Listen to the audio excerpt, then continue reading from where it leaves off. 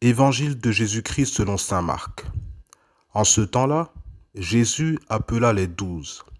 Alors, il commença à les envoyer en mission 2 par 2. Il leur donnait autorité sur les esprits impurs. Et il leur prescrivit de ne rien prendre pour la route, mais seulement un bâton. Pas de pain, pas de sac, pas de pièces de monnaie dans leur ceinture. Mettez des sandales, ne prenez pas de tunique de rechange. Il leur disait encore: quand vous avez trouvé l'hospitalité dans une maison, restez-y jusqu'à votre départ. Si, dans une localité, on refuse de vous accueillir et de vous écouter, partez et secouez la poussière de vos pieds. Ce sera pour eux un témoignage. Ils partirent et proclamèrent qu'il fallait se convertir. Ils expulsaient beaucoup de démons, faisaient des onctions d'huile à de nombreux malades et les guérissaient. Acclamons la parole de Dieu. Jésus envoie les 12 apôtres en mission. Aujourd'hui, il nous envoie évangéliser.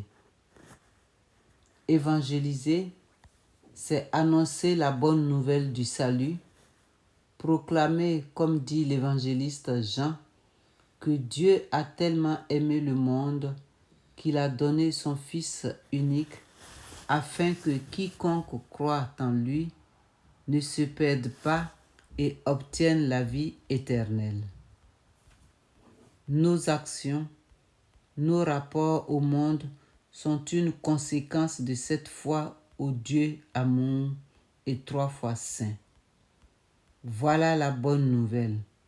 Voilà la joie à propager et à partager avec enthousiasme. Dans ce monde où tout est source de conflits, de rivalité, le chrétien doit être porteur d'espérance, de dynamisme et de joie afin que tous s'attachent au Christ qui seul nous guide vers le Père, vers la vie éternelle. Nos actions, nos rapports au monde sont une conséquence logique de notre foi en ce Dieu d'amour qui nous donne mission d'œuvrer contre la faim et la soif par amour. C'est encore lui qui nous demande de lutter contre le réchauffement climatique par amour. Encore lui qui exige que nous nous élevions contre les politiques qui engendrent des sans-abri par amour pour lui et pour nos semblables.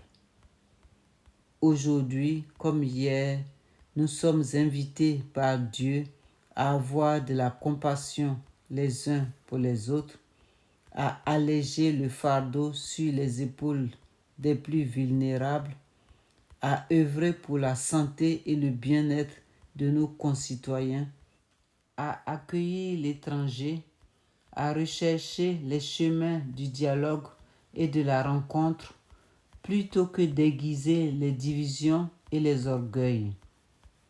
Restons connectés à Dieu dans la prière et à nos frères par la compassion et les actions charitables.